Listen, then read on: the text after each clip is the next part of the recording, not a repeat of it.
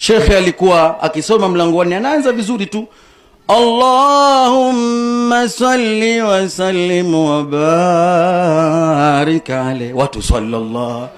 Walamma tamma min hamlihi shahran, watu Allah, ala mashhuri alaqwali almarwiya, watu.